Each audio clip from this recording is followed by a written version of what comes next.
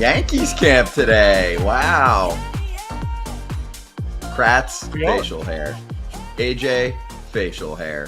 How do the boys look? Are they starting to grow it out? There's only one I saw. Devin Williams is the only one I saw that had a little, but he was the one that really pushed for this. So, I mean, he had to go it. Austin Wells, hopefully we'll talk to him soon, but he had more growth than he would have been allowed. Yes. But I think it was just like he hadn't shaved. But his mustache is like, I mean, I heard, Tom Selleck was jealous of his mustache. His it is mustache a good mustache. It's thick. It's not the Bubba Chandler mustache we saw yesterday either. Oof, that was kind of like had some stragglers. I mean, this is a finely tuned machine. Brian Cashman was asked who would be the first one to really grow it out, and he did refer to Austin Wells. He said he thinks he has to shave twice a day. 100%. Obviously, that's done. No, he definitely didn't shave this morning. But he's just, some people, it just looks like there's just hair constantly on their face. He is that guy. So good for him. All right, well, we're excited to talk to some Yanks. Let's charge the mound while we have time. Charging the mound. Well, it took a while, but Kyle Finnegan, again, the closer for the Washington Nationals. Well, I'm assuming that, but he's back. They non-tendered him because they didn't want to pay him, probably $8-9 million bucks. And instead, Finnegan is going to make $6 million bucks. So what do we think about all of this happening? And how do you think Kyle feels at this point, AJ? Well, he's got a job, so he feels okay about it. He's in a place he recognizes. But yeah, I mean, did it cost him a little bit of money? Maybe, but you just never know. It sucks. But I'm happy that he's got a job. I'm happy he's in a place he knows, and I think this helps the Nats. I picked them for a while to be the team that would step up and make the biggest jump. Thought they'd go out and spend a little bit more. They didn't, but here they are, and Finnegan's back. Always good to get your closer back. As a closer gets his microphone strapped in. That's true. That's true. That's going to be one of the questions we're going to have to ask him once he gets wired up, which he's wired up now. Check. What's up, world? Hey, we're good. We're good. Luke, Scott, he can't hear you, just so you know. Yeah. That's fine. You know what that means. You guys take it away here. You got 10 minutes with Luke. I'll see you later, okay? I'm going to go grab a cocktail. It's going to be fun. There we go. All right. We want to hear your voice. Okay. You hear me? We can hear you. Okay. Yeah, we're good. Oh, yeah. I can hear myself. I'm going to ask you the first question. You're clean shaven. What happened? Yeah, so I don't really grow much. So it's more of a trim down. It's like, to me, it's like there was a step that was skipped in my life from adolescence, the transitional stage. So I don't really get any beard. I don't really get anything outside of maybe a little goatee. So I just trim it down because it feels like very high school, stringy type. Just nasty. A bad look. Yeah. Nasty. Yeah. Just, I mean, I don't know, nasty. That seems aggressive. Not intimidating at all. Maybe just for my own confidence, I just look in the mirror and I say, no, thank you. By the way, speaking of, I saw an interview with you at Florida State. You looked exactly the same. Maybe a little longer hair. You did have longer hair. Yeah. But you looked, I mean, face-wise, there's no wrinkles on your face. There are some women watching this that want to know what your skincare routine is. I think you just got to trust the process. I think I have more to give. I think there's more to learn for sure. But it's good enough for my wife, and we have 2 kids out of it. So there's confirmation for there. There's confirmation that you have the good looks. Yeah. Well, I'll confirm to deny it. So what is agree to disagree? Okay. I like it. We just saw Devin Williams walk by. Yeah, great guy. Do we know the roles? Has Booney had a talk with you guys about, like, you closed a lot of games for him last year? Devin Williams obviously been one of the substitute, but you did great. Substitute. I got just a really cool substitute teacher, right? No. You did pretty good. I mean, I checked, you guys were in the World Series and you were the closer. Well, maybe. So, we go into spring training. Obviously, we know his pedigree. We know what he does. And so for me, I knew the Yankees are the Yankees, right? They're going to go out. They're going to try to make our team better. And I'm all for that. So whatever we decide and do, it's all good. I think, we can read between the lines and figure out where people are going to get slot. But I don't live in assumptions. I just live in, give me the role and let's get after it. So I think that helped me a lot last year. and really helped me find confidence to succeed in whatever those mini roles were. So that's where we're at. What are those conversations like? Not Harkey's negativity, because I know Harkey can be super negative down there. He can also be positive toward us position players, and then he can be positive towards you guys. But what are those conversations like? Like, let's say you view yourself as the closer, and 2, 3, 4 in the lineup comes up for the best team besides you guys in baseball, and you're like, it's the 8th inning. Like, I kind of want those guys. But they're saving me for the 9th. Is that putting your team in a bad situation? I don't necessarily know, because there's just so many factors. Like, I truly try to look at it as like, I'm watching the game.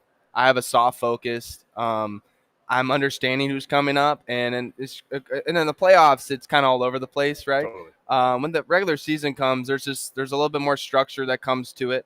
I don't know how it's going to shake out, but I also know that we got a lot of great options, and the politically right answer is going to be anybody can get the job done. So, I think there's versatility in what I think I could bring to the table, and I think that serves in different ways. But one more on that. You guys have a lane. What you're referring to is everybody has a lane. Correct. And they tell you your lane. Are you able to argue against that lane? You follow what I'm saying? Like, I've seen the reports. Luke Weaver's got 6, 7, 8 in this lineup because they're going right, left, right. Yeah. Or this pitch is working really well. His changeup's elite. He's got left, right, left. Sure.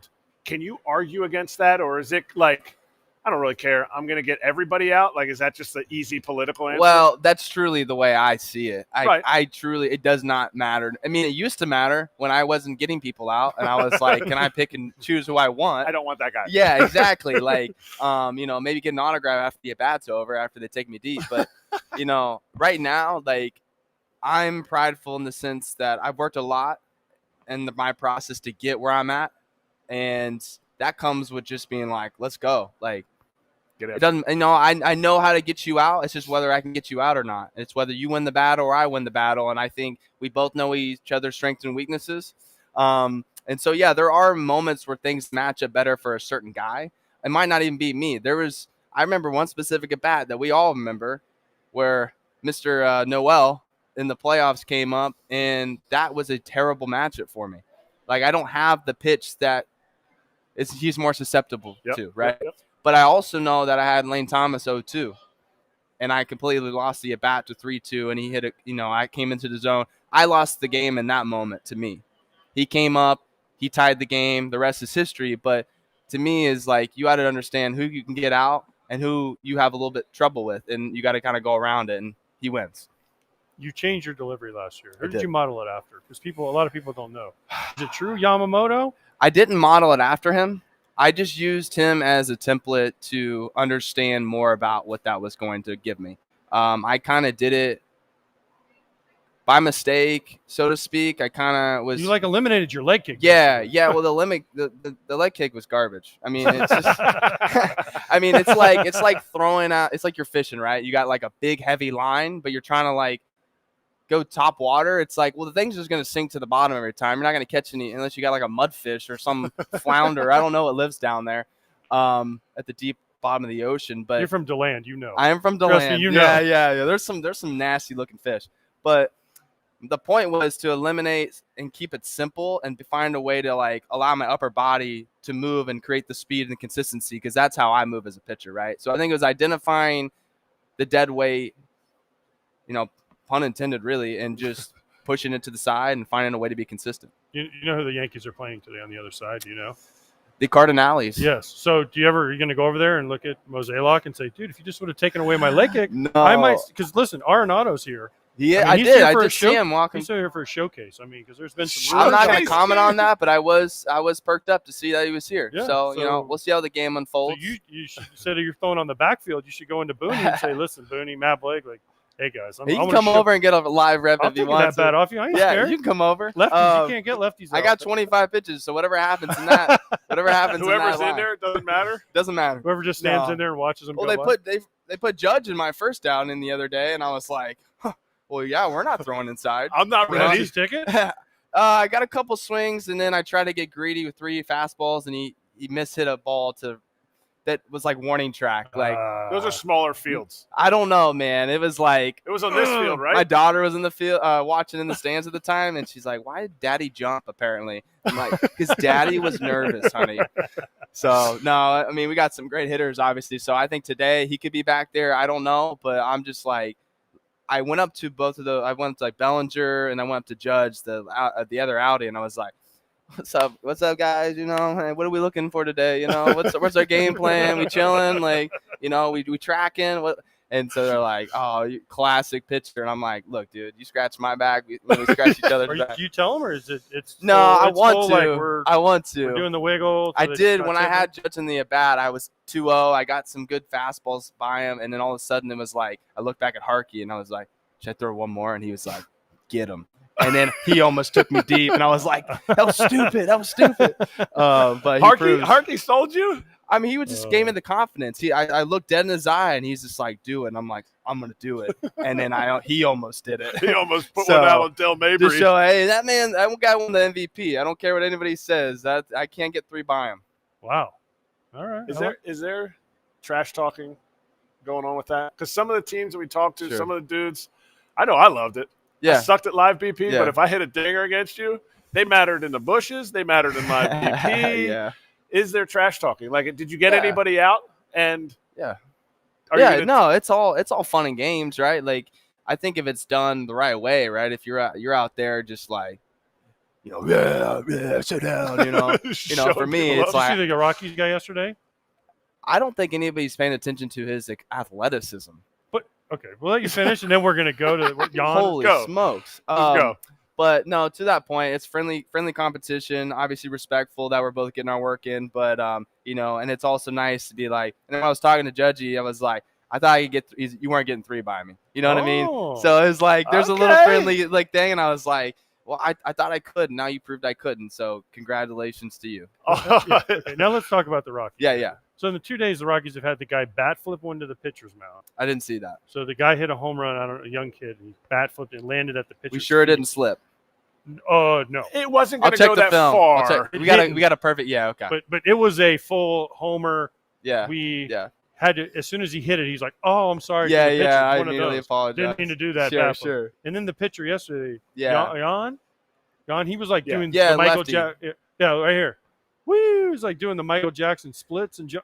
First of all, how do you have that much energy? See, like, look at that. Like, his vert has got to be 45.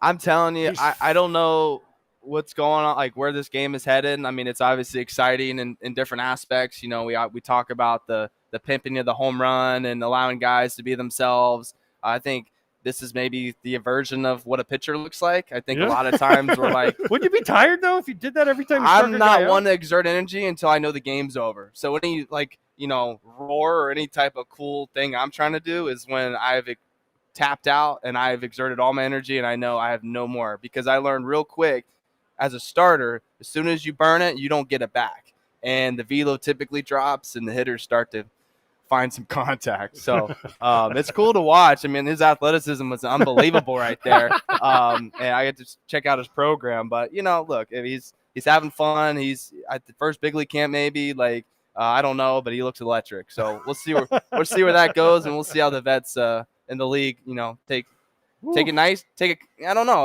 Let's see what it looks like. I don't know. It's a weird one for me just because it's spring training and it's like those outs. And listen, I know he's probably trying to make the team, but like those outs. But my thing is, if I was hitting off of him and he did that, I'd just look at him and be like, cool, bro. You struck me out in spring training. I don't even care. Yeah. Well, it makes you feel pretty good, right? Like, he's really excited to punch me out. Like, I could hit a little bit. I did know that. Yeah, but to him, that's his moment, and not in the sense of like, oh, I got to show everybody my moment. Like, I get it. It's spring training. We've had this discussion a lot. Sure. Like, this dude's a fringe Hall of Fame catcher, and I was barely in big league camp some years. Like, I hear you. I think everybody's view of the moment is different.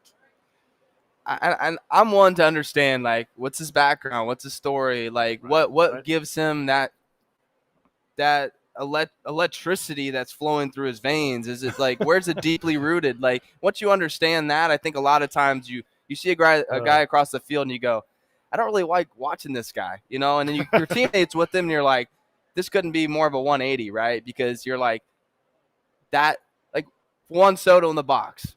You don't like it when you're facing him, but when he's on your team, you're like, good gracious, this is the greatest thing I've ever watched, right? So it's just a tone that kind of switches based off of humanizing the person. So that's how I try to view it. I love it. Happy Luke, for the guy.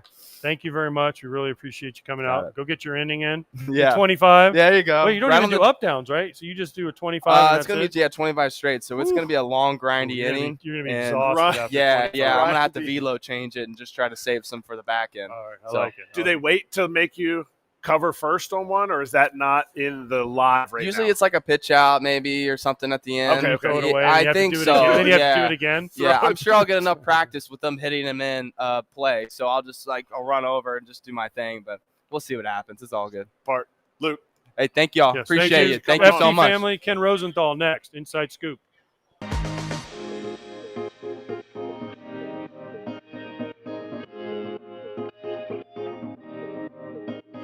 This year, there's nothing holding you back from loving your hair again. Let Nutrafol target the key root causes of your thinning hair and help you grow stronger, healthier strands from within. Nutrafol is the #1 dermatologist-recommended hair growth supplement brand, trusted by over 1.5 million people.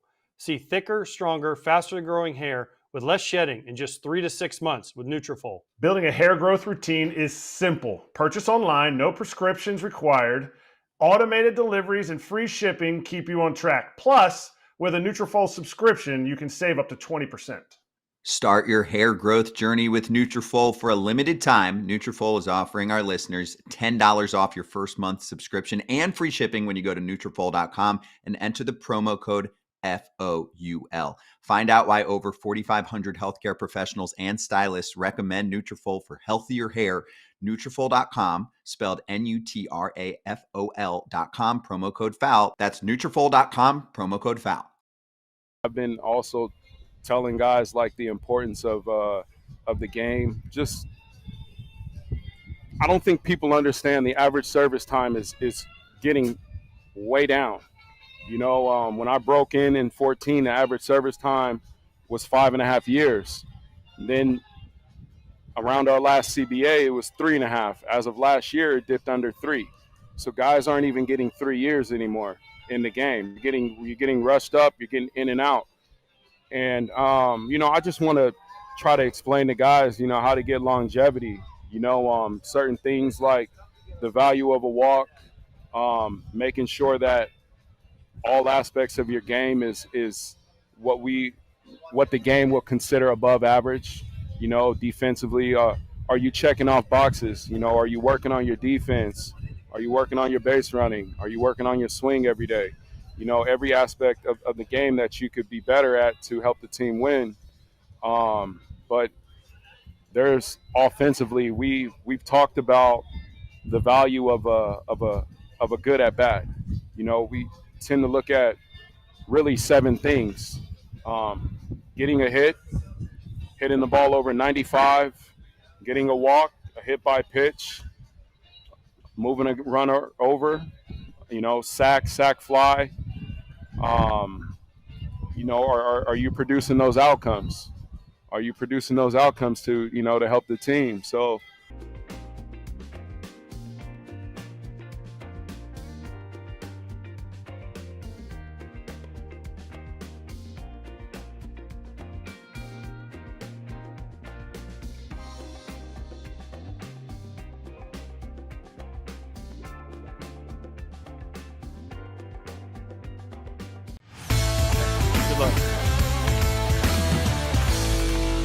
Let's hit the inside scoop. FT Senior Insider Ken Rosenthal with us right now. And you've got AJ and Kratz from Yankees Camp. Ken, great to see you. Actually, I want to start with the Mets. So we have a few articles that we had from you this week in The Athletic, and that one stood out to me in terms of their rotation because you see so many Mets fans going, what are they doing? Why aren't they signing Quintana right now? So can you explain what you wrote about and why they're not going to just jump to sign another starter? Well, the reason is the Steve Cohen tax, and they're over the highest threshold already. So if they sign Quintana for say $10 million. Probably would be less than that, but just let's use that as an easy number. You're paying a 110% tax on $10 million. That's $11 million, so he effectively costs $21 million. Now, I like Jose Quintana. I think he should be at a camp somewhere. I don't know that I would want to expend $21 million to get him. And that's the problem as far as free agents are concerned. And also, Scott, it's early. They don't feel the need to necessarily go do something right now. Obviously, Montas is not going to start the season. Manaea is not going to start the season, but they have built in their minds depth. And that's why basically what I wrote was that it's too soon for them to panic. Okay. And now I want to kick us right back to the Yankees. And let's see if we can bring in Kratz and AJ for this one too, at least to just listen to my initial question to Ken and then see if you guys have a comment. So Ken, you spoke earlier this week on Fair Territory about Anthony Rizzo, and you wrote about him as well and how he feels like he's not getting fair value in terms of an ask. Do you feel like he's getting fair value? And do you think that he is hurting any future veteran first baseman in his spot? My quick opinion is no. I mean, he really has not been healthy and not produced much in the last couple of years and was paid well. But tell me I'm wrong. I'm not going to tell you you're wrong, but I don't know exactly what he's getting offered. So that's number one. He mentioned something like around the minimum, a couple million. So if that's what it is for Anthony Rizzo, who's made a lot of money in his career, over $100 million, if I'm not mistaken, he's not going to play for that. And I know fans look at this and say, man, little boy's game. These guys should play almost for free, if not that. That's not how players think. And they think of themselves valued against other players. And Anthony Rizzo, even now, coming off the 2 injury-marred seasons, which he is fully aware of, and declining numbers and declining performance, he's not going to go out there and simply undervalue himself in his mind. Now, the question about whether he would be hurting future people in his position, I understand what he's saying, and I tried to explain it on Fair Territory. Basically, he's worried about the next older first base corner type who comes along, and then teams say, Anthony Rizzo took $2 million last year. You're not even as good as Anthony Rizzo. You're going to make less. And it might seem like a small thing, but it's something that players are conscious of. And Rizzo, like a lot of players, acknowledges the people who came before him, who sacrificed for him, and he doesn't want to do anything that might be perceived as detrimental to future players. Ken, here's my thing with that. If you want to play, you're going to play for whatever they offer you. Yes, it's great to say, hey, I want to hold out for $10 million or whatever. What did Goldschmidt get? $10 million or whatever Goldschmidt got, right?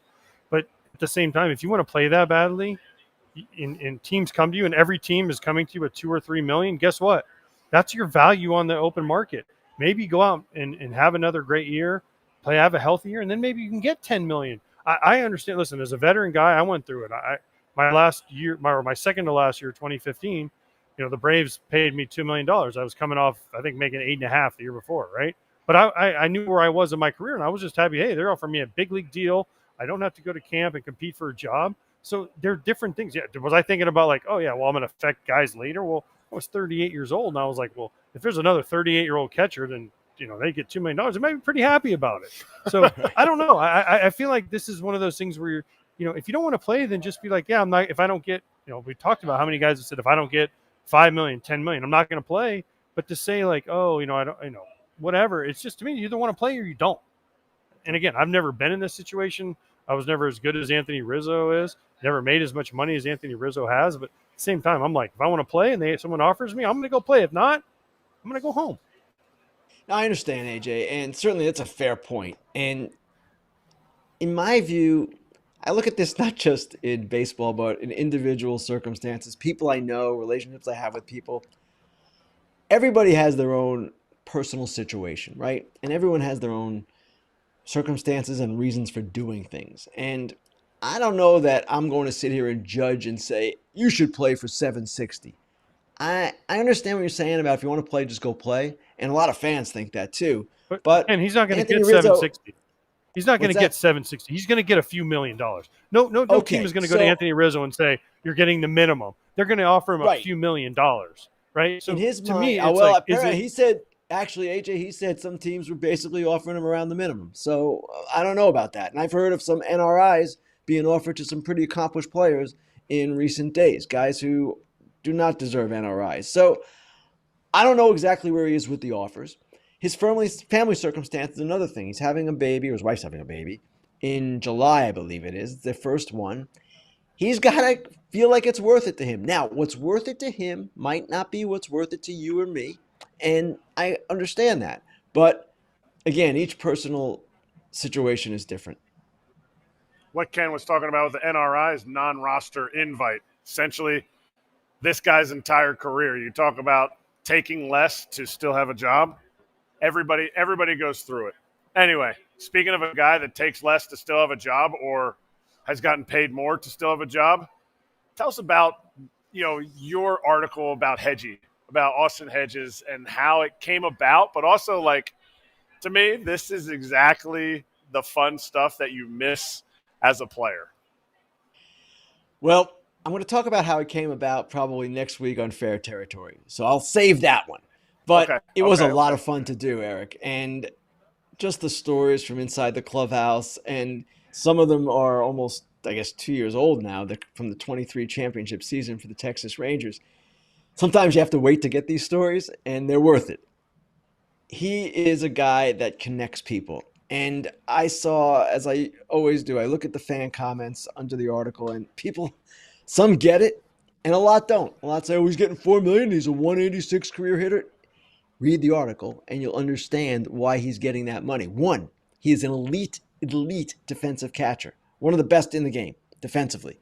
And the other thing is, he does have this rare ability, and it is rare, to bring people together with humor, with affection, all kinds of things that he does. And he's very mindful of it. He's very intentional about it. So he's a different kind of player, obviously, different kind of profile than almost anyone in the game. But I encourage people to read it because it goes into not just the antics that he has in the clubhouse, but his serious approach to the game and the way he goes about himself defensively and helping pitchers. He offers things that can't be measured on a stat sheet, period.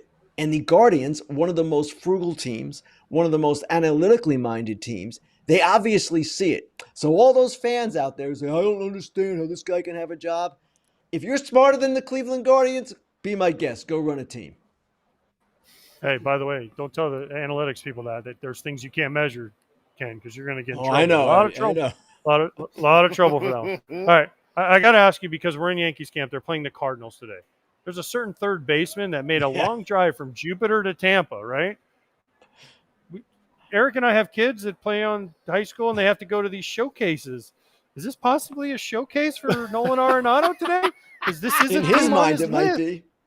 Right? But I mean, it certainly might be. Yeah, I think Brendan Cuddy from The Athletic just put a tweet out there, 10, 15 minutes ago, in which he said, yes, it's perfectly normal for an accomplished veteran to take a 3-hour bus ride to play in a spring training game. No, what he means is it's not normal at all. And it does show me that Arenado wants to play in front of the Yankees and maybe give them something to think about. Now, at this point, the flexibility of offensive decline. But perhaps if they move Stroman, and I'm not sure if they're going to be able to do that, but if they can, perhaps then this opens up a little bit, and that's what Arenado's thinking. I like it. I think we lost Scott. We lost Scott. Better show now, Ken. Well, Ken, we know you have to go. Where are you today, by the way?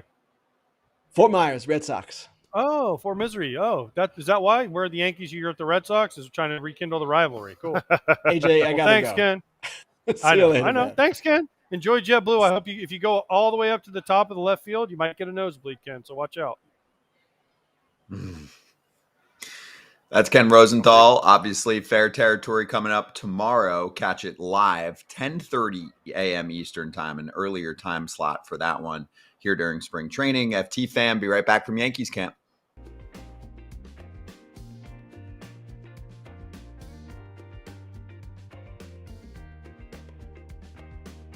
Life comes at you fast. Make life easier and healthier with Green Chef. Stay on track, even on your busiest days, with options like salads, ready in 5 minutes or less, and ready to blend smoothies. You'll get pre-made sauces, pre-portioned ingredients to enjoy restaurant-quality meals for the #1 meal kit for eating well. If you're like, wait, what about HelloFresh? Green Chef is owned by HelloFresh with a lovely array of meal plans to choose from. We love them both dearly. I switch between brands, and now our listeners can enjoy both brands at a discount. Scott, I made the shrimp rice dish with corn and roasted cashews last night. It was fire. It came with a high-quality, organic, fresh produce that I love, so my whole family can eat clean. Thrive all year with clean, easy meals from Green Chef. Go to greenchef.com/territory-free and use code territory-free to get started with free salads for 2 months, plus 50% off your first box. That's greenchef.com/territory-free and use that code territory-free.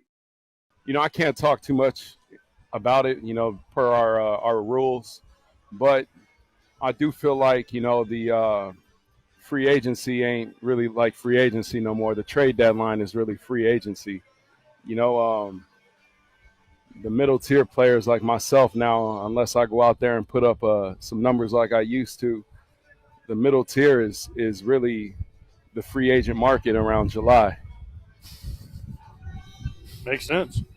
I mean, Brandon Belt 2 years ago played for the Blue Jays. Yeah, he had a great year, man. You look at his numbers. If you say, I want to come into Pittsburgh, I want to have a OPS plus of 132.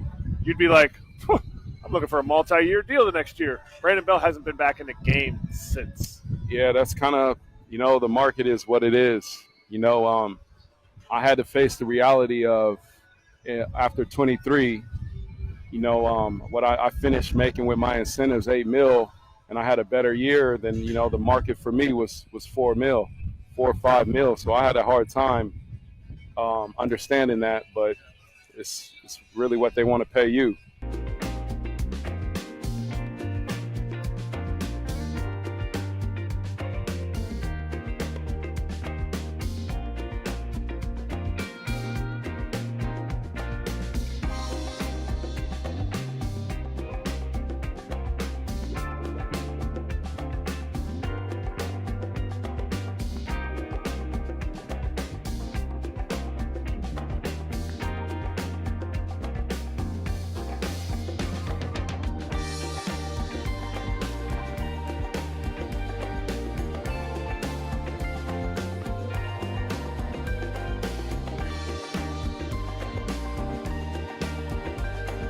Yeah, that's what he said. That's what he said.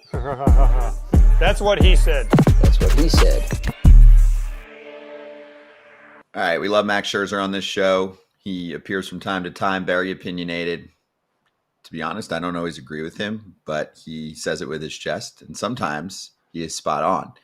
In this case, I think he's wrong. So he appeared in his spring training debut yesterday with the ABS system, and AJ was on the other end of calls that did not go his way via the robo ump.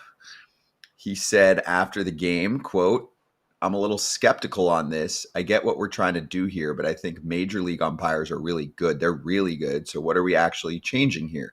We know there are going to be strikes that are changed to balls and balls that are changed to strikes. So we're basically going to be even.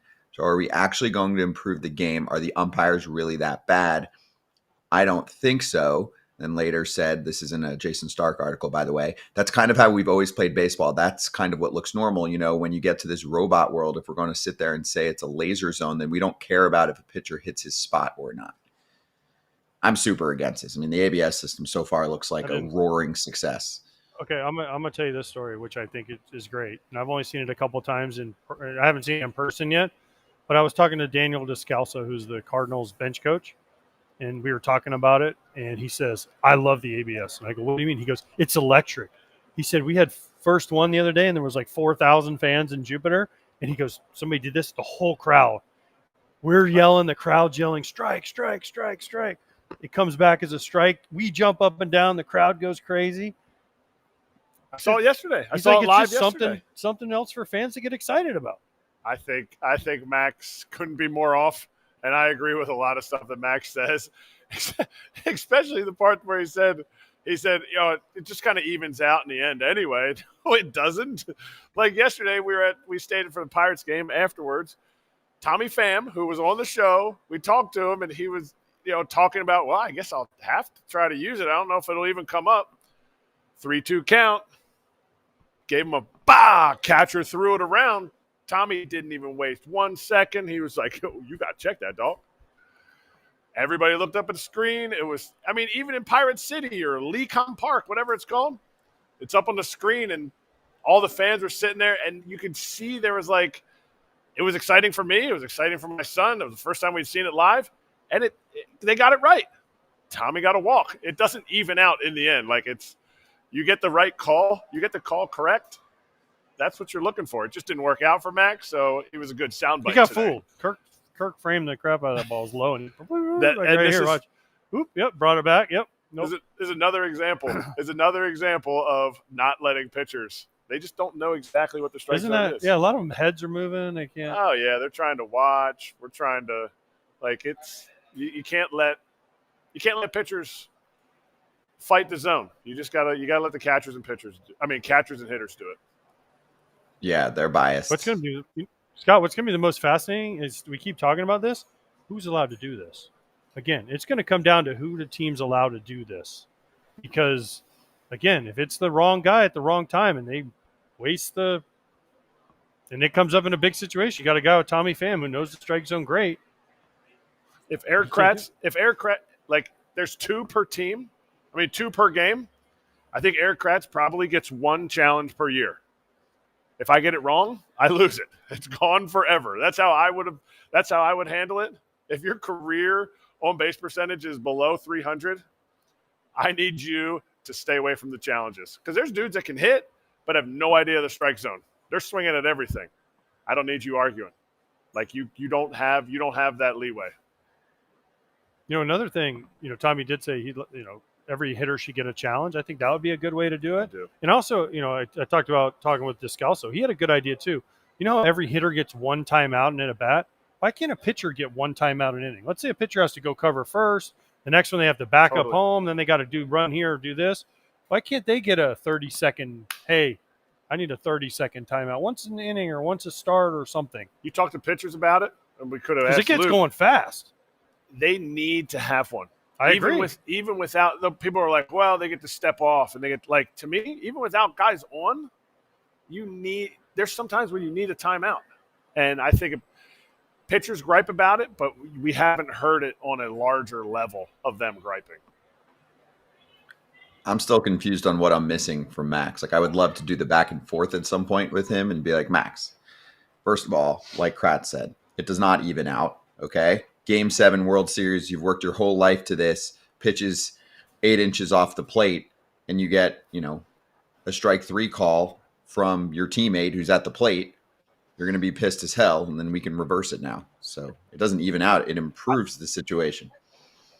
I also think at the point where Max is in his career, he's been grinding to this point as far as he's going to be a Hall of Famer. He's seen other Hall of Famers at the end of their career get this much off the plate, earn this pitch. You pitch in those zones, that's gone. That benefit is now gone, and he's been in that apex of his career for a long time where he's been getting those calls. There's no more yelling at the umpire and say, oh, man, I need that, or, I'm just working the umpire in the first inning like Lackey used to, like all those veteran guys used to do, and he's not going to get that. Yeah, it just doesn't make sense to me. You want to talk about a foul call in the NBA or a penalty flag in the NFL in certain cases where you can make a case on holding or not. Okay. But if we have a designated strike zone that a machine can learn and evaluate, what am I missing? So anyway, I'd love to go back and forth with him at some point. I'm sure we can get him on, because when I saw this quote after the game, I was like, Max, come on, dude. It's nice that he was giving credit to umpires and saying they do a good job. They do a good job, but a good job for them still could be 92%. And that means they miss 8% of calls that day. And now we have an opportunity to fix some of them. And yes, on top of all of this, so far, it has been roaring reviews from players, fans, managers, front office. Basically, everybody in baseball has been a fan of this. If you're super old school and you just believe that everything should be exactly how it was, okay. But, we had this argument about the pitch clock too. and the pitch clock has actually brought the game more back to a 70s, 80s, 90s style of pace because it got slowed up because people took advantage of the rules and said, hey, I'm just going to slow this game down so I can manipulate it the way I want to. So anyway, conclusion is it's been awesome. All right, let's get to Cal Raleigh actually on the ABS system. He spoke yesterday. Well, the first thing I would do is not implement the ABS. Ooh, okay, why? I just don't think it's good for the game. I just don't think that robot umps should be calling the whole game. I think there's a good human element to it. It holds accountability. And honestly, like, people want to see, some bad calls every once in a while, and they want to see people get thrown out of a game. And, like, if you take all that away, nobody's going to get thrown out, and that also draws a larger crowd to watching baseball. So I would not implement the ABS. I don't think it's a good idea. The challenge system is interesting. It feels like a good middle ground. Yeah, maybe. Like, it's out there, so it's like, maybe. We'll see how it goes. Cal, I'm going to represent the fans here. We do not want bad calls. We do not go to a game and say, oh, man, I can't wait until the umpire really blows that call. We actually want this challenge system, like Kratz said, so we can go, you're wrong. The machine said you're wrong. Let's play on and fix this. Yeah, I don't know. I think he said two things. I think he meant more like we're taking all the arguing out of the game. There's nothing for managers to argue. They can't argue anything because replay covers almost everything. Now they're not going to be able to argue balls and strikes.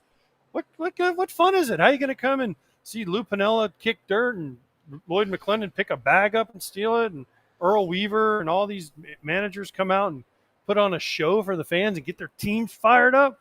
I mean, I get it, but at the same time, I'm like, I like the challenge system. Let's not go to full automatic. Yep. The challenge system, because you know what it does also? We've taken all the strategy out of the game by getting rid of the National League teams anyways.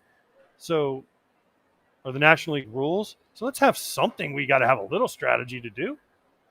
Yeah, I don't know when do I tap my head? When? Coach, No. can I? No. Hey, Booney, can I? Is it okay? No, not you. Not you. Me? No, not you. I think what Cal said could get misconstrued in the sense he was talking about the ABS system, which is just strictly the robo umpire. And then he talked about the challenge system, which I haven't heard anybody complain until Max talked about it there, about how, well, if we have a challenge system, I think it could be something that could work. But the strict robo umps, I don't even think people, as Scott's representing the fans, I don't even think fans would love to see nobody back there except for to call, play at the plate. So the umpire comes running out as the play at the plate happens. I don't think anybody wants to see that. Yeah, I'm good with challenge. That's my decision, at least for now. The only thing I would do is say you get 2 and then you get 1 more starting in the, say, 7th inning. More. You get 2 and then you get 1 more, and then if you get that one right, come on. You just have unlimited challenges then, Scott. No. You get 2. You No, get I 2 didn't say taps of the unlimited. head. I want and 3. After 2, I want 3. Okay, I want 4. I want 4. Can I get a 4? Can I get 5? We got 4. Can I get 5? I think it's like the mound visits. The mound visits started, I think, at 7, and then it went to 6, and then it went to 5 because he saw that they weren't really using them. But there has to be some kind of leeway in there. It has to be some kind of, like, bumper. And I know it's not coming in this year, but it has to be a bumper where you're like, okay, we're not using them, but, man, that was egregious. We can still go and do that. Because they do that with the mound visits. You get to 0, and if something haywire goes on and the umpire feels like it's fine to use to go and have a mound visit, they allow it. They're not going to allow it for just anything, but you have to use common sense when they do finally implement this. Okay. I mean, AJ, I just asked for 3 total instead of 2. I You can't got get 2. 3. You got 2? I want 4. I mean, that's the problem. Yep. See, now he wants 5. Now Kratz wants 5. No, I don't want 5. I don't Mark want. wants 5. I want 2 because it's more strategery. More strategery the less you have because you got to pick when to use them. And listen, what is John Schneider going to do when Max Scherzer goes like this and he's wrong? He's going to take Max in the corner and punish him? No, I don't think so. Nope. He's not going to yell at him. He's going to be like, oh, man. Gee, but then strategery comes in and Max next time might not top his head as quick. And then it's bottom 8 and Vladdy's up and he gets rung up and ump was wrong. He goes like this and he's like, oh, we're out. Now, it would be cool. What happens if they forget they're out of challenges? Do they lose a run? Like in basketball, remember when Michigan called timeout, Chris Webber, and they got a technical? right? Like I tap my head. Oh, wait, you're out of challenges. Guess what? You're Dr. Run. You're thrown out of the game. Like a Ooh, technical no. basketball. You challenge. Are you arguing with me? You're gone.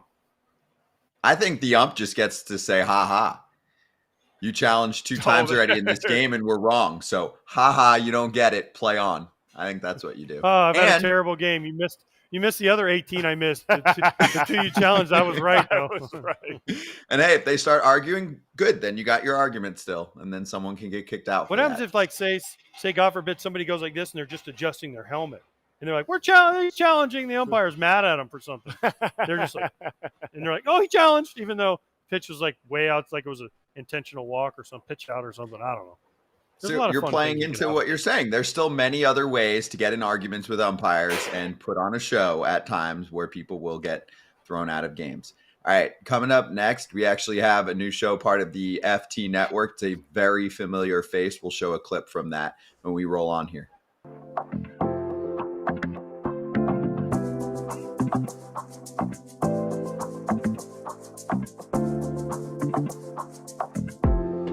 All right, FT fam, collectors, there is a new, better way to buy, sell, trade, or display your sports cards. It's called Arena Club. And Kratz, I know you love it. The FT fam's got to go to arenaclub.com/foul to sign up and get a little extra something I'll tell you about in a moment. But buying in the past was clunky. It wasn't easy. But now you don't have to worry about any of the shipping. And it's all just, it's easy right there. It's guaranteed authentic too for me, so I don't have to worry about that. Exactly. Arena Club uses blockchain technology to deliver your card immediately. There's no shipping delays. You don't lose your card in transit. There's no, oh, my dog ate the card and now you don't have it, so here's a different one instead. So right now, 20% off your first slab pack or card purchase by going to arenaclub.com/foul. Use code FOUL. That's arenaclub.com/foul. Code FOUL for 20% off your first purchase. Really good pitching staff, and I think that's kind of what we're leaning into. How good can it be? How good can your pitching? I mean, you Skeens, look. By the way, can you get this signed for me? Yeah. I've been looking for him all day, okay? So I just need him to sign. He's not easy to, you can find him. You can find him. You can find him. Man. He's a big man. But I haven't seen, other than over there watching bullpens. I was in the locker room, didn't see him, so it's fine. But Skeens, Keller, Jones, Chandler if he's there, Oviedo when he comes back, right? Oviedo, Heaney, we just signed Heaney, right? Bailey Falter. So I think we're building a really deep pitching group. We have Thomas Harrington, also we have Solometo. So I think, as you guys know from the seats you used to sit in, that's the most important position in the field, and we're trying to build as much depth there as possible. What he ended up having was a historic type of run. Right. Can he do that for 30 starts this year? I think our hope is yes. And I think one of the things that we were really adamant about as a group, and Ben and I especially, was like he made that last start in New York. I mean, it was 2 innings. You can say what you want. Okay, we kept him in 2 innings. I felt really strongly like he needed to take that mound and prepare for that last start, because guys don't know what the length of the season is. To answer that question, I'm going to say yes, because the way he's built, the way he prepares, until you go through a 30-start season or a 32-start season, you don't know. But I think he is built to pitch that way.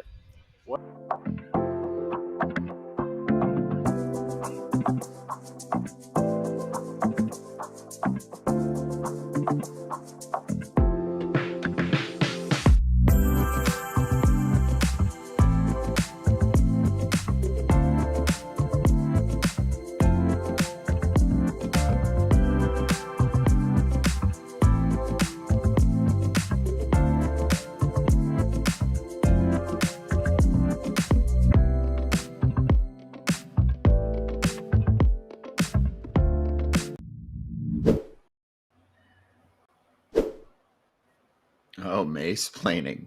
I like it. We're going to have to give Trevor May that segment. So he's part of the FT roster, and Trevor May also has his own show. It's called Mayday, and now it is part of the FT Network, the biggest podcast and digital show network in baseball. So congratulations to Trevor. He does the show every Monday. It's got a late night show format to it. He kind of goes through the news, gives you those dramatic pauses, really good jokes. We can show the tweet, the congratulations, because you'll get obviously more from Trevor now as part of the FT Network. We'll show you some clips when he posts stuff about it as well. So we're excited about it. As he posted yesterday that Mayday has officially joined the FT network. We also have a little clip from yesterday's episode. He runs it. There it is. He runs it every Monday. It's a 2-hour show. First hour is actually on the Foul Territory channel on the FT YouTube. And then second hour will be on Trevor May's page. But there's the tweet from yesterday. And then here's a little clip. You guys mean fielding independent pitching, don't you? This is where we break down statistics, and I try to give you a little bit of a context on how we use them, why they're important, and when you hear them, you don't just go, "Oh my God, who cares? Just tell me what their ERA is." Okay, this is another important one for analyzing pitchers and how good they would be, despite what team they're on. All right. So, fielding independent pitching is attempts to calculate what pitcher's ERA would be with the current league average fielding. So it doesn't really matter. It makes everyone have the same team behind them, basically. And it tries to control what would your ERA be if everyone were pitching with the same team behind them. So we can see how good are you regardless of what's going on back there. Because there's some guys who should have a 3.5 ERA that end with a 2 ERA because their defense is incredible. Then there's guys who have a 5 ERA that should have a 3.5 ERA because their defense is terrible. They should have around the same statistics, but they don't because they're on two drastically different defensive teams. So fielding independent pitching attempts to pull this away from the defense and give you a number similar to ERA. It is calculated using only things that pitchers can control. That is home runs, strikeouts, walks, and hit batters. So these are fully in your control. Maybe home runs is the least, but I guess the hitter still has to do stuff. But like strikeouts are just yours, walks are just yours, hit batters are just yours, and home runs are just yours. Like the ball goes over the fence, the run scored without anyone needing to field. These are the things where fielding isn't important. So they try to use weighted versions of these in order to come up with an ERA. Brilliant. Good job, Trevor. So that's what you'd get on Mayday. Give it a look next week. You don't even have to subscribe to anything extra. Although actually Trevor's page, of course, but we've got half the show on there as well. What do you got, AJ? No, AJ just said, sounds like girl math to me. So he still didn't understand what Trevor was saying about FIP. Rodon just walked by, so I wasn't even listening. So I don't even know what he said. Rodon was leaving for the day, so it's tough life those pitchers have, let me tell you. Yeah, we saw him walk in. The set was set up. We saw him walk in. Him and Stroh both walked in after the set, said they were late, and then they just left now. So I don't know. Maybe they're going somewhere. They had their bag, so maybe they're going on a road trip to pitch somewhere. Maybe they're driving to the bushes. Going to the but they wouldn't go to the bushes not in their uniform. They're going to go over there and change? Maybe. No, come on. You're giving them too much credit. They're going home. They put in their 2 hours. Rodon pitches tomorrow. Maybe they're on the road tomorrow. Rodon pitches tomorrow? Yes, Rodon pitches tomorrow. I don't know where, but maybe they're piggybacking each other. Oh, and then they go. So they're they taking drive their stuff for tomorrow. Drive themselves. Nobody's going from here to across the street down there by the football stadium in their street clothes. Okay. Why would they go? They take their street clothes. Okay. And then they go over there in their uniform. Why would you want to take a shower, then go pitch, and then take another shower? I've seen it. I haven't. That's. But no, true. I think it's the latter. Pitching tomorrow, so they just go from their house to wherever they're pitching. Yes, 100%. Big league by Boone. Big league planning. I don't think Stroman's pitching tomorrow. If Rodon's pitching tomorrow, because that would mean Stroman would come out of the bullpen. Stop, Scott. No. Stop. I don't know, Scott. I don't know. Maybe they have a split squads tomorrow. Maybe they have split squads tomorrow. I don't think so. Let's see. And he might just be pitching later in the week. There's this cool thing called the internet, so you can look on. With all the games except for April's. I caught it. All the games except for April's, you can check the schedule. Yankees at Phillies. Rodon is scheduled to appear, so that's why he's not coming in. Cole's the next day. That was one of the many things about once you got to be a veteran, by the way, in spring training, you could drive to the games. You didn't have to take the bus back or there, so you could just drive your own car and then play your 5 innings and get showered, drive home, not go work out after showering. Just saying. But you could get there when you get there. In Arizona, it was even easier because you could drive in your uniform to the game, hit at your home field, drive to the game in uniform, stop, get a snack, change, drive home. Have you guys seen Beards there? Hi, guys. How are y'all? Still is just Go Devin. Gators. Go Gators. It was just Devin Williams was really the only one that we saw. I'm trying to think. Yeah. No, he was the only one that I've seen. Devin Williams. Yeah. About the Beards. Nope. That was it for me that I've seen. A couple of the workers, honestly, I probably talked to more workers than players. A couple of the workers are looking a little grisly. And the boss George used to say, nah, for those guys too. So it wasn't just the players, but I've seen a couple workers, and they had some nice little growth, some all-season growth that stuck around. Hey, I want to bring this up for a moment too. So you guys asked Ken about this, but I want to get your take on both Arenado and Rizzo. Let's start with Arenado. He took a long trip to be here. Can you take me inside how that went down? Do you think that was more Nolan or the team? And do you think that him showing up in Tampa shows the Yanks a little bit extra that he wants to be there? And do you really think that if he performs well or looks good, that it can lead to anything? Or is this just eyewash? You're asking me? Or you're asking Kratz?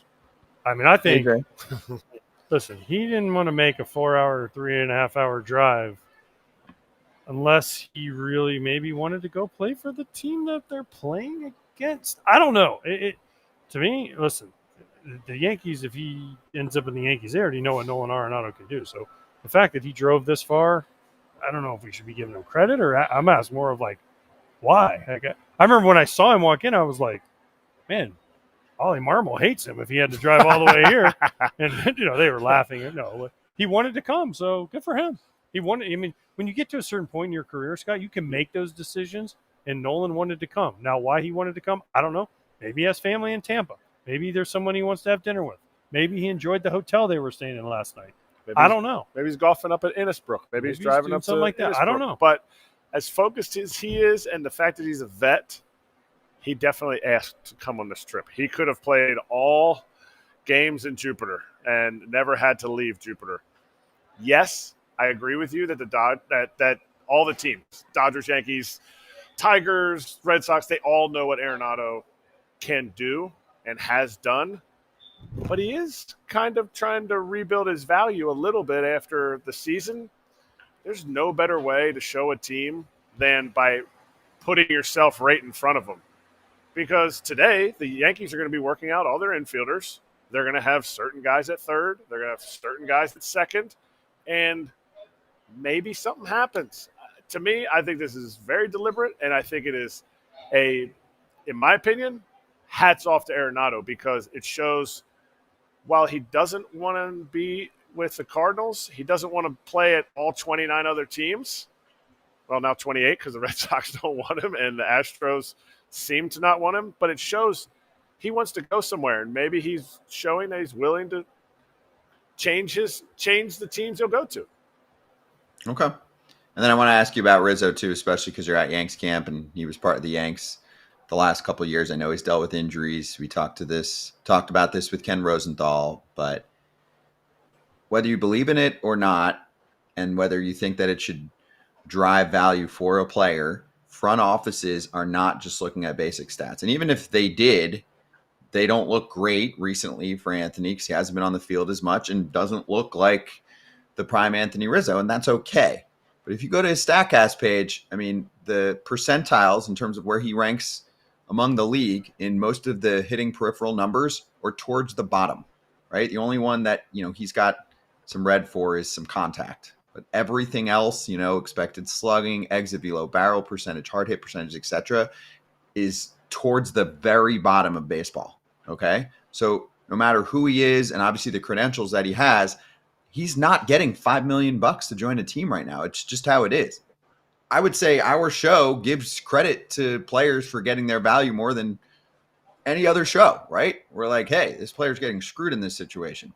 I just legitimately feel like it's late career hitting you, and it's hard to get phone calls like that. But you guys tell me if you feel otherwise. Isn't that what I said? Isn't that what I said? Like, there comes a point where you got to just decide if you want to play or not, and if the money's worth it. You can look at all you want, but yeah, he has some intangibles. He could bring leadership, defense, whatever it is. Maybe he bounces back. But at the end of the day, you got to make a decision for you and your family. Do I want to play or do I not want to play? Is $1 million worth it? Most people on the street would say yes, but maybe Anthony Rizzo's made enough to where he doesn't have to pay for $1 million. He doesn't want to play for $1 million. That's his decision. Many people have made this decision in the past, Scott. So listen, it just comes down to, does he want to play or not? If he has offers on the table, and when Ken's talking about non-roster invitees, you're late into camp. Most rosters are full. Guess what? If you're a veteran guy like that, and you call, if someone calls Anthony Rizzo, they're not calling him to have him come to camp and not make the team. You're probably going to make the team, unless you just are so out of shape and just look awful. Or you're a turd. Yeah, exactly. Unless something goes haywire, which we've never heard about Anthony Rizzo. So that's why when he's like, oh, these guys are getting non-roster invitees, of course they are, because teams have them over the barrel right now because games have started, camp's already multiple weeks in, and if you haven't signed by now, then they know you're getting desperate. So it's a tough situation. It is. I couldn't agree more. And there's nobody that can speak on understanding or not understanding your value to play baseball than me. Like, I took the lowest. I took NRIs, non-roster invites, all the time. And I knew the exact opposite of what he was saying about Rizzo. I knew most likely, unless there was an injury, I was going to AAA. There was a couple times where it was like, oh, no, you're going to make the team. You're going to be our second guy. You're going to be the backup. We're carrying 3 catchers, whatever it is. So you have to understand your value, and you have to understand where you're at with, or where the team's at, but also where you are at with all those numbers that you were talking about, Scott. And if he thinks his value is higher than that, but he's okay being at home, you have to be okay being at home. You have to go out on your terms, or you're going to feel some type of way about baseball, like, oh, baseball screwed me, no matter what it is. Yeah, and I understand players saying, hey, I got to make sure that I don't mess up future players with comps, but I'm like, I don't see this at all here. The sprint speed is at the bottom, the defense was at the bottom, the hitting stats were at the bottom. Irrelevant. He's not in the prime of his career. He's at the end of his career. So at the end of your career is different than when you're in the prime. When you're in the prime of your career, that's when you can move the market. But when you're at the end of your career, you're just trying to get whatever you can, as far as I'm concerned. I mean, so the next time a 38-year-old, I think, is Rizzo 38? How old is he? He's 30, whatever he is, 30. 36 or 7, something like that, in that range. Yeah. The next time a 36, 37-year-old first baseman coming off basically 2 bad years in a row, not great years, and he's a free agent, oh, no, he's only going to get $2 or $3 million. Like, most of the times guys would be like, okay, I got to prove myself. When I have a good year, I can do it again, right? So it just comes down to, do you want to play? I keep saying it. Anthony Rizzo, do you want to play or not? That's it. Do you want to play? If you want to play, great. And if not, even great too. Totally. It's up to you. Like, you've done enough. You've won a World Series. You've done a lot of cool things. You've hit big homers. You've played in Chicago, San Diego, New York. Like, you've done a lot of great things. If you're ready to hang them up, guess what? Go home and live your life with your family and be happy. And it'll be great. Also, there's a first baseman who right now, in my mind, is a better player than him for this coming season, who just took a minor league contract. His name is Rowdy Tellez. He had better numbers last year. He had better peripheral numbers last year. I think even his defense rated better last year. Obviously, Anthony Rizzo, much better career. But right now, this second, you just had a guy that took a minor league contract with the Mariners. Wait, who did Rowdy sign with? Rowdy signed with the Mariners. Oh, I didn't know late that. last week. Yeah, I think that was on Friday. Oh. So you didn't hear it. That's why I didn't see it. Plus, I don't really care what Rowdy does. So, I mean, That's so rude. But that's my point. Rowdy, I know. Rowdy's a better player. One more quick thing, too, because we didn't get a ton of time to talk about it, but I just want to circle back to it. Kyle Finnegan, 38 saves last year. He was an all-star. He was great at the back end of the bullpen for the Nats. High velo guy. Low strikeout guy, right? Ground ball guy. But really, really effective pitcher who also, I think, gets dinged by some of these peripheral stats. Kratz, he's not striking out the world in the 9th inning. But he got $6 million, and I do think he's got value. I do think the Nats hurt his value a little bit by non-tendering him, because then other teams are like, oh, well, you don't think he's worth 8 or 9? Okay. But he still goes back and gets almost that number, and I think it makes the Nats a lot better, because I was pretty worried about that bullpen. Yeah, but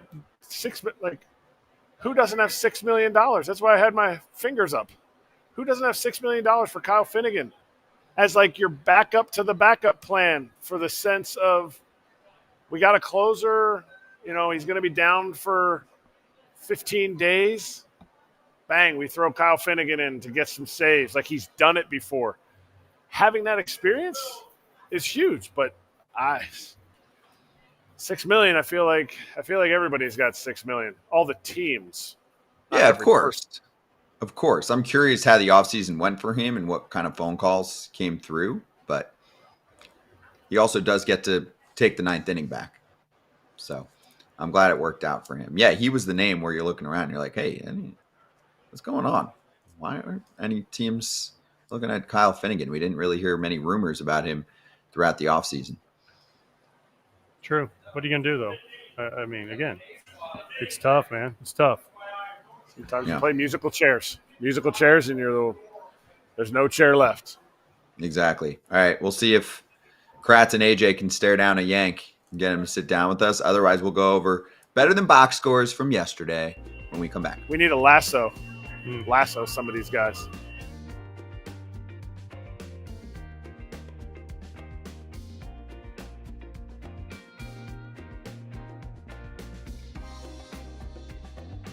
What about Trout?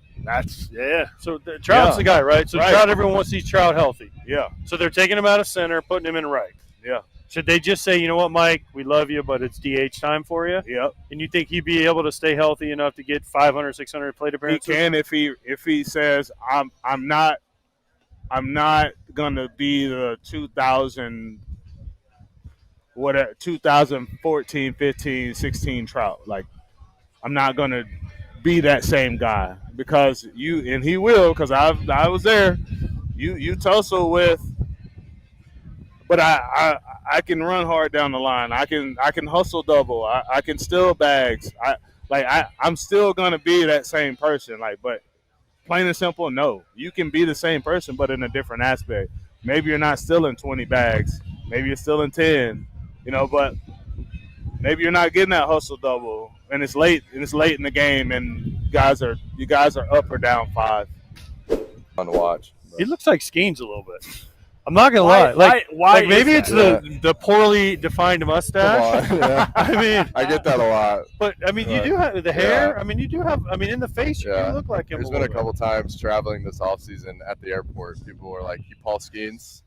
I'm like, no, I'm not. You should just say yes. I wish. I've said it. So me and my girlfriend went to visit Paul and live in Baton Rouge, and we were coming back when we flew into Atlanta. I had my glove with me, and some people walked up to us, didn't ask anything, like, hey, are you Paul, are you Livy? They're like, oh my God, can we get a picture, please, please, please? And we were like, yeah, sure. And they're like people walking away like, no way, we just met Paul and Livy. And I'm like, Do you ever just say, tell disappointed? No, but they'd be disappointed. But now, do you think they went home and showed their friends, and their friend was like, "That's not." No, it's not them. No. By the way, Paul Skeens is bigger than you are. Yeah, you're a big fella. That's what I don't get. It's like people always ask me like, "How is he?" And I'm like, "Dude, great guy." And they're like, "Hey, y'all are pretty similar." I'm like, 50 pounds and 3 inches. It's a big difference, but.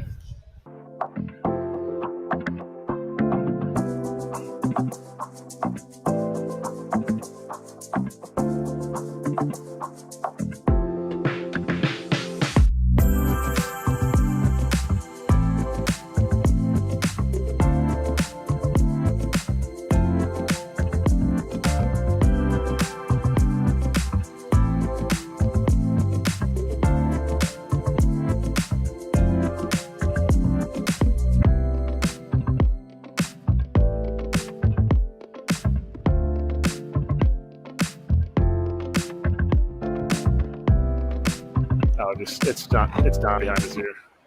I got nice. Take it away, Kratz. Well, I got nice ears. My old skipper. Dude, do you do Immaculate Grid? Sometimes. Dude, you are high percentage Me? for every obscure Or him? team, even you. Me? High percentage because he was a forward face. He was a red light guy. Yeah, but so anytime the camera was on, all the fans knew about him. Like, but every time I'm AJ, thinking, yeah, I'll get like a Brave like even like a weird like one? it's a 9. Sorry? It's not good. That's what happens. You know how it was when you were on TV? Sneaky famous. I got to ask you, what did you Famous. buy when you got your big extension? Nothing yet. Well, it's early. But what are you going to buy? New house? Oh, I actually did. See? Perfect. That's actually true.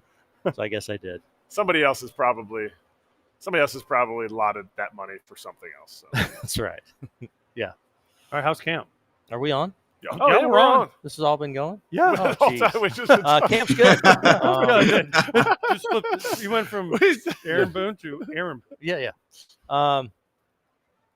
Good. I mean, you're just trying to just obsess on building guys up, getting the pitchers the right throwing programs and built properly. And same with position players. I stare at the board all day like, okay, trying to play it out over the next 4 or 5 weeks, making sure they get the right amount of at bats. They're eventually playing back-to-backs and good volume of innings. So, but so far so good. And I mean, our upgrade in facility's been awesome.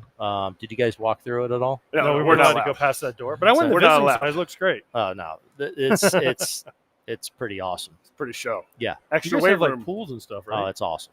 It's awesome. Do guys tell you how many at bats they need? Because we were talking to Kutch yesterday. He said he needed 10. He said he needed 35 to 40. Yeah, no, most guys don't know. They Really? like the biggest thing, like with some of the veteran guys, I like to do is, do you like playing more often initially and less, which is something I like to do, but as opposed to they're able to get so many facility wise, you're able to just get so many good looks that we weren't able to get while you're closer to it. Here. Like these guys are able to replicate things. Like when they're not on a trip, they're getting a ton of at-bats, live at-bats and things like that. So the biggest thing is just building them to that point to where when we head north, like I want our regulars to have played 2-3 in a row where they're playing 7-8 innings. That way, all of a sudden you get into the start of the season and, they're playing 10 in a row. Like it doesn't wig out their body too much. Their legs. Anybody come into camp surprise you? Anybody looking better than you thought? Worse than you thought? I mean, you're not going to say worse, but anybody in camp that you said, wow, this guy has done Tyler something Matzik. He looks a lot like a few years ago Atlanta Brave Tyler Matzik. He's a weapon if he's right. Yeah. So that's been really he made his game debut yesterday down in Fort Myers and was just kind of ho-hum. He looks really good, like easy power, Teel really healthy in a good spot. So he's one of those guys I'm really excited about early. I got to ask you this, and I've never asked a manager this in my life, but people were, they asked Kratz, you want to manage one day? Yeah. They asked me, do you want to not manage one day? I'm like, yes. But when you have to make a trip to Fort Myers, yeah, let's say it's 10-2 in the 7th inning. Yeah. And you're sitting over there, do you ever just go, man, there's so many other cool things I could be doing right now? Especially you have a lot of options. Like this. Well, yes. Usually when you're in Fort Myers and it's 10-2, things aren't going that great, and you're so you're like, what?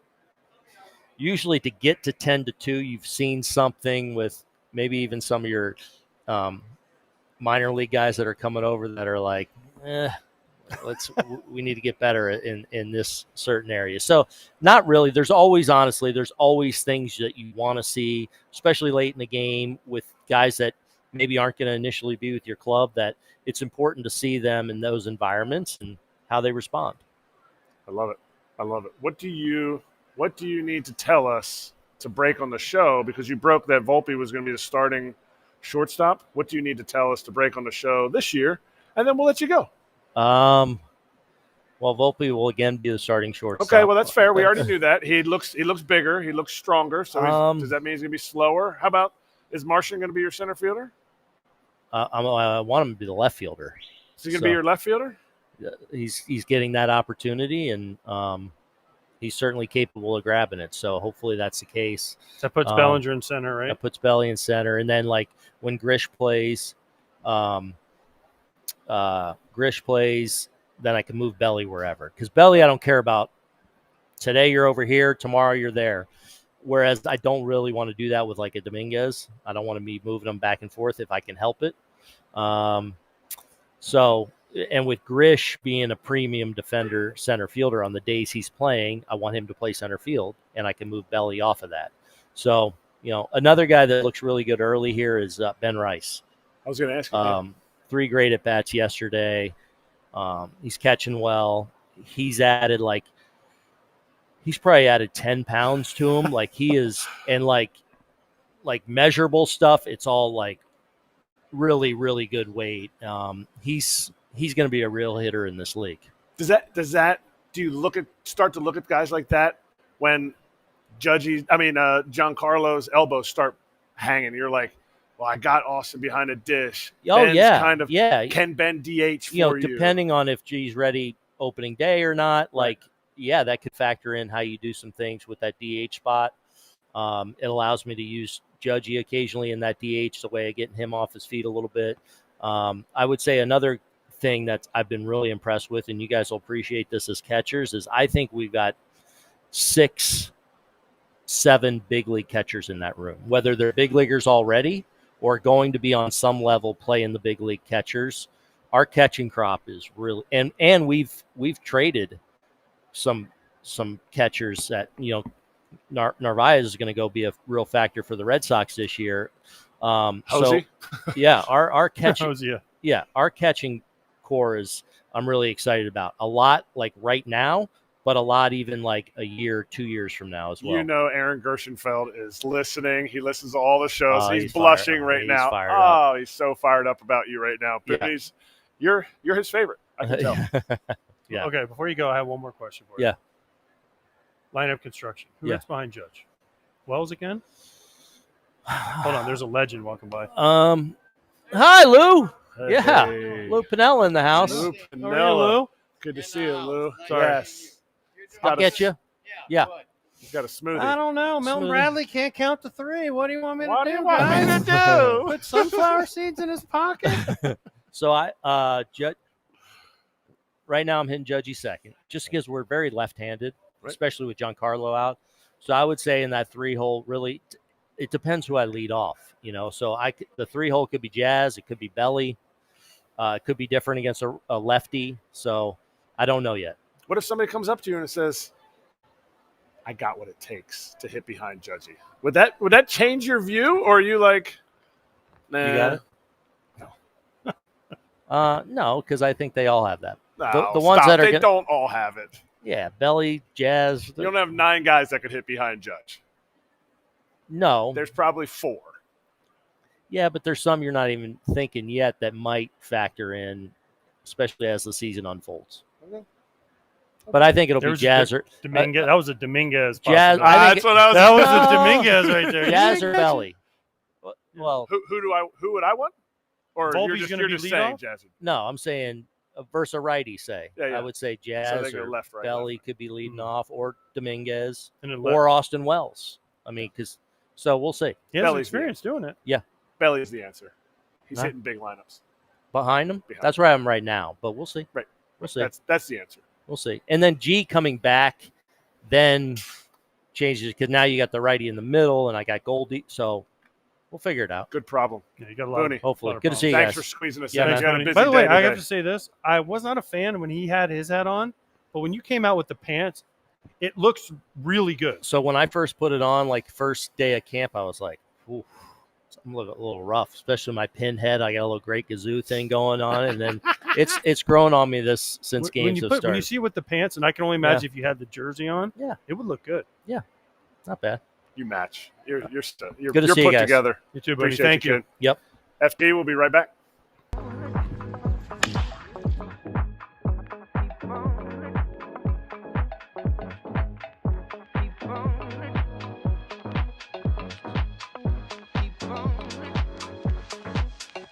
Bats is Andrew McCutcheon need to be ready. 10. That's it?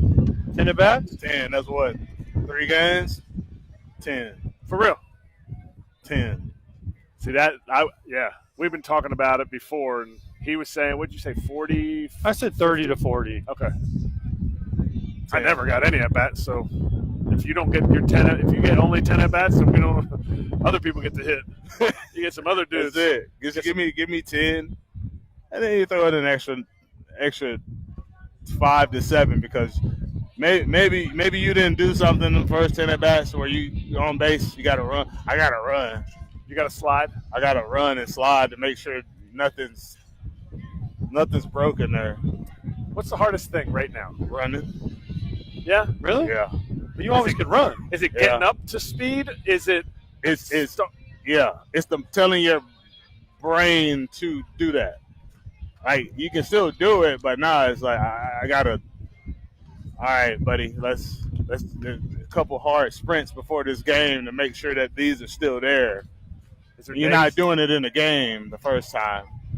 Because I used to be able to just do it in a couple high knees, a little stretch here and there. Then you chop her to third, and it's just like boom. Now, like no, I gotta make sure that bad boy is firing.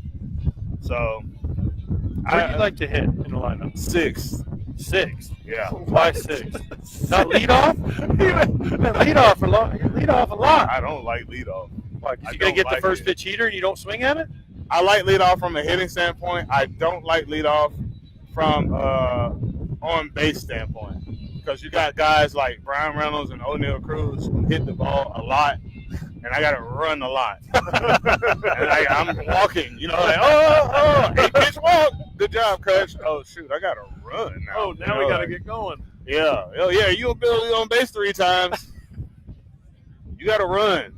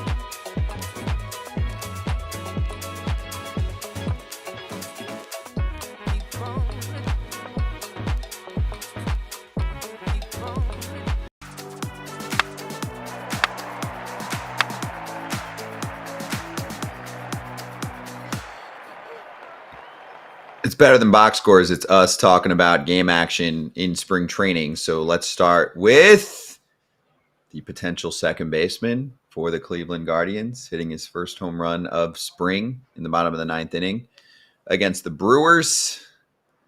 3-run jack. His name is Travis Bazzana.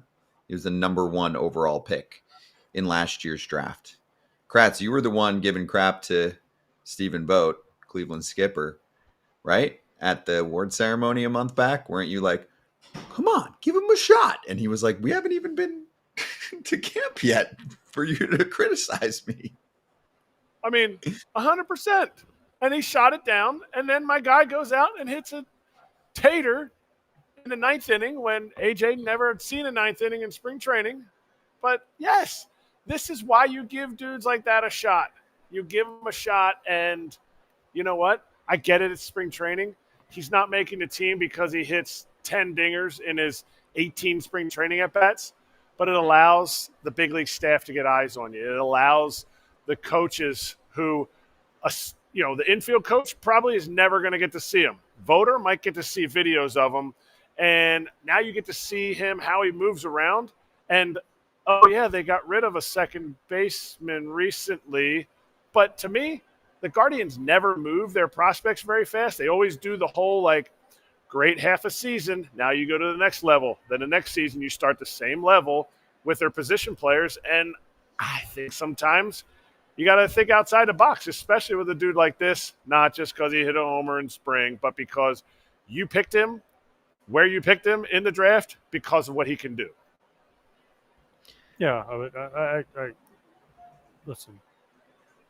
You want him to be the Angels where they bring a guy up that shouldn't be in the big leagues possibly, right? So I think what the Guardians are doing here, and I kind of agreed with what voter said. Like, let's not – this kid's already got enough pressure. He's 1-1. Should he be in a big league camp? Yes. And he said he would get looks, and he got looks, and he hit a home run. So that's a great way to get more looks. Because what happens is, I mean, there's been plenty of stories, guys that I played with where they weren't anywhere near making the team. They get out there and they do something, and you're like, oh, okay, this guy's not half bad. Next thing you know, he's pitching more or he's hitting more. And then all of a sudden, boom, oh, man, they get called up in sometime during the year, or they make the team out. And we had Boone Logan make the team out of spring training. He was pitching an A-ball, and he struck out like Jim Thome in a inter squad game or something. And Tome's like, hey, Ozzy, you need to check this kid out. Next he goes and has a 10-year career. So you just never know. It's just about getting seen. So I don't necessarily think that he needed to be there but he's going to get looks. They're going to call him up every day. They're going to call him up a lot to go on these road trips. He's going to get at-bats, and if he keeps doing what he did yesterday, the at-bats will come more frequently. And if he can play some defense, he'll get more time. It's just it's a process. Let's not rush the process. Nope, don't rush it. The PSA for all of those number one picks out there, just give them a chance. Give your number one overall pick a chance. Right? They just need a chance. They just need one shot, one opportunity. Or those poor 1-1s. Everything's against them. Yeah, they might vomit mom spaghetti. Yeah. On the sweater already. Yeah. They only have 10 mil in the pocket, and the team's going to put them in every single position to succeed since they are heavily invested in their first-round picks. Okay, let me take you to Kyle Teel against Roki Sasaki. The matchup no one expected, but everyone is signing up for. Of course, the White Sox caught this matchup on socials and displayed it to the world. Wow. White Sox fans, get hyped. This is good. This could be Rookie of the Year in the American League against Rookie of the Year in the National League. Just saying. Pretty cool. So, obviously, they share spring training home. You get to see a little Roki Sasaki action there. We're resetting the camp for AJ and Kratz, so they'll join us in a sec. I'm sure AJ will have a comment or two about Teal's little homer. Also, we have Blake Snell making his spring training debut, looking like Blake Snell.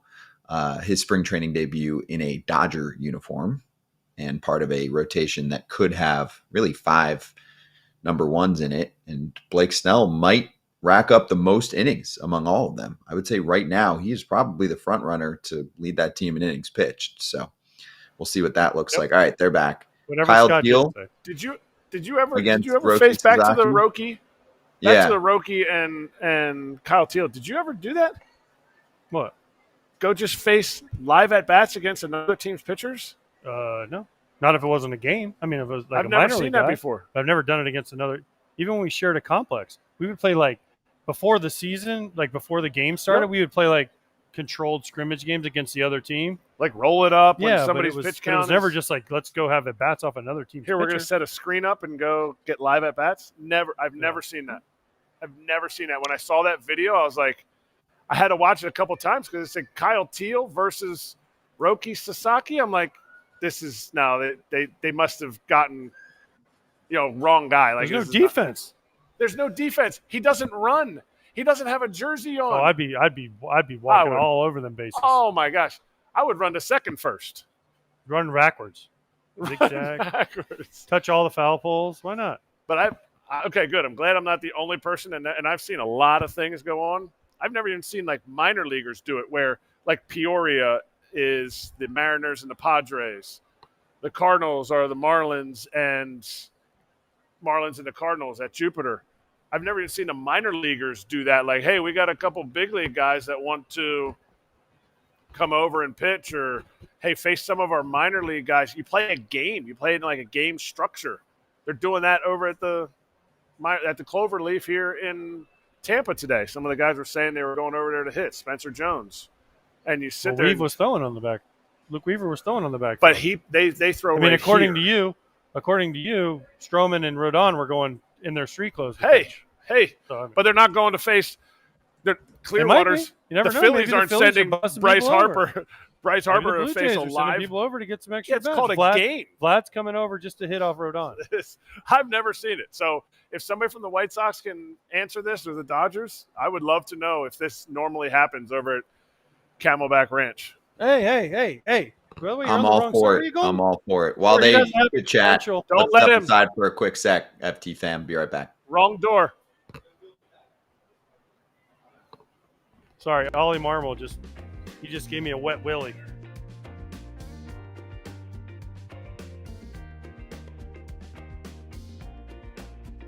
All right, here we are. We're back. Erik Boland, Yankees beat writer for Newsday, joining us right now. Erik, great to have you. Happy spring training to you. How are the Yanks looking at camp, and how would you draw up the lineup? He can't. He can't hear you, Scott. So take my job. Continue to talk. Well, this is the best time when you're at your best. He doesn't need to hear me. I need you guys to run the interview. Scott wants to know, what's your favorite restaurant in Tampa? Where do you go at night, and what do you eat for breakfast? So he asked, how's camp going? How are the Yankees? What's the big story here in camp?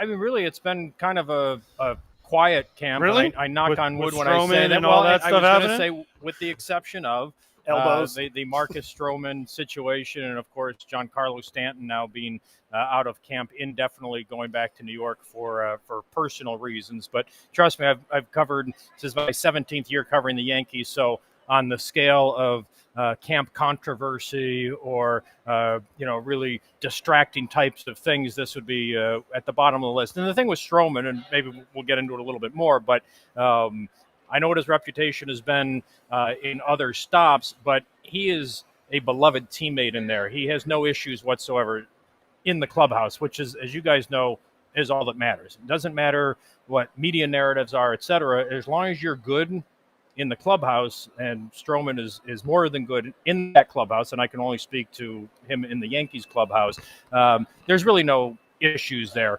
And, the reality is when he said, I'm a starter, and that created a whole bunch of, headlines a couple of weeks ago after he missed the first 2 days of pitchers and catchers, he actually did speak the truth. He is a starter, and that's what he's been his entire 10 years in the big league, and you could say pretty highly successful 10 years. Do you feel like there's been any more backlash from that, or was it like something that in the moment it was like, oh, it's a big story, it's all this, and then he came out and he said his piece and nobody could really argue with anything that he said? It was more of just like, well, I think he should do this, or I think he should do that. I think people maybe were expecting him to say, hey, whatever role they want me in, I'm good with. I mean, that's the cliche that you guys usually. the Red Sox are going through the same thing right now. Well, no, right? talk about a dramatic difference in terms of how guys, answer questions. But Marcus spoke the truth of what he has been his entire career. As you guys know, being through a ton of spring trainings yourselves, what the roster looks like on February 14th or February 15th, and what it looks like when camp breaks, in this case on March 25th or 26th, something like that. The Yankees have 5 starters ahead of Marcus Stroman right now. That is the absolute truth. Who are the 5? You got Cole, Rodon, Clark Schmidt, Luis Gil. So if all those guys have decent, healthy camps, most important healthy camps, then the Yankees will have to make a decision with Stroman. But I can tell you, last year nobody expected Garrett Cole to leave camp in mid-March with what turned out to be an inflamed elbow, and he didn't end up making his debut until mid to late June. The year before that, both Carlos Rodon and Nestor Cortez started the season on the IL. A couple of years before that, Luis Severino, threw a bullpen, and then before he was going to throw in his first game, suddenly got sent to check something out in his arm, and he had Tommy John surgery. So, and you guys, I'm sure, have a myriad of stories from camps that you guys were in over the years where, one pitcher after another goes down. So, if, not that anybody is rooting for that to happen, but you just don't know what's going to happen from the start of the spring until the end. And so Marcus Stroman is getting built up as a starter, as are, a whole bunch of other guys, because you need 10 to 12 starters typically to get through a regular season. So when Stroman says I'm a starter, he is, and I expect him, if he's not traded, and the Yankees have tried to trade him. So my question is let's say all 5 guys are healthy. Yes. Then what? because everyone that's like the stock answer, right? Like, oh, something will happen, it'll work itself out. Let's say it doesn't. Let's say Schmidt, Heel, Rodon, Fried, and Cole are all healthy and they all have a great spring. I'll give you an answer. Then what? I'll give you an answer, AJ. Because that's going to be what's intriguing to me. It's like everyone can say, oh, it works itself out, and 100%. Yeah. But if it doesn't, nothing happens, then what? But what you're giving me, and this is what players over the years answer the questions this way, and management, managers, owners say, that's a hypothetical. It's a fascinating question, and nobody really knows exactly how it's going to play out. If all of those guys come through the spring healthy, then it's going to be a very interesting discussion that they have with Stroman. But here's another element to the if this happens and that happens. Starters in other organizations are going to get hurt at some point, and then suddenly Marcus Stroman, even with the $18 million that he's owed this year, suddenly, let's say, 3 starters from a contending team, name one, go down, and all of a sudden Brian Cashman's getting some calls saying, "Is Marcus still available?" That's a hypothetical. That's a hypothetical. So Eric's writing the story, and we're supposed to listen to it. I get it.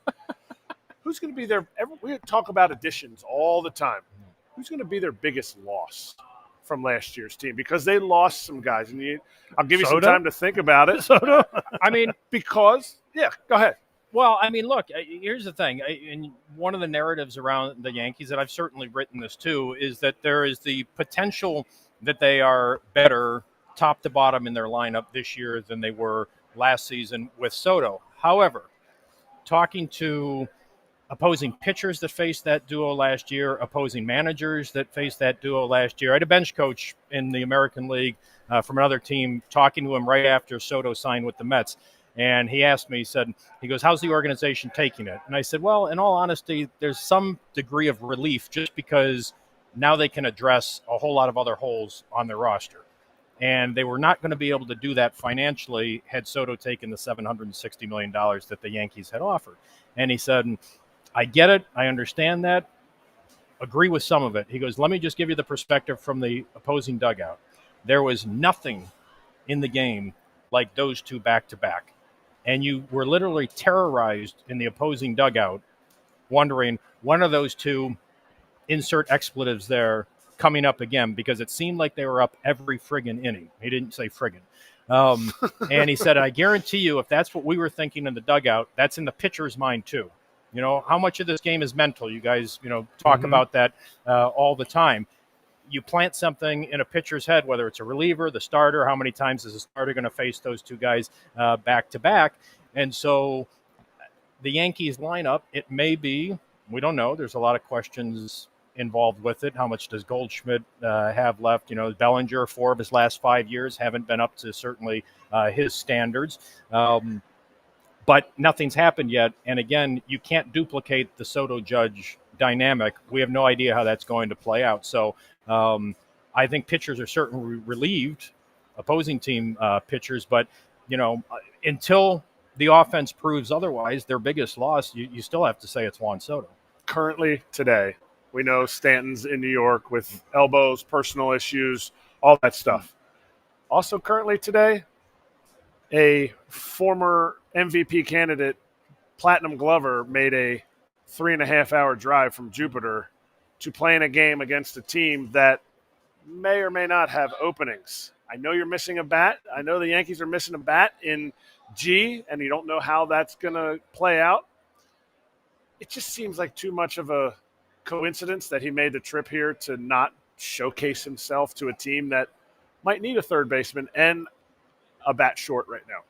I mean, look, Nolan has been linked to the Yankees since the winter meetings. As you guys know, he's got a full no trade clause, but everything I've heard from the Cardinals organization is that he would be willing to waive that to come to a contending team like the Yankees. Nolan is a 10-time Gold Glove winner, 8-time All-Star. I think he would welcome the spotlight that would come, particularly at the end of his career. He's never won a championship. People I've talked to with the Cardinals say that's, first and foremost on his list. He really would like a title before he retires.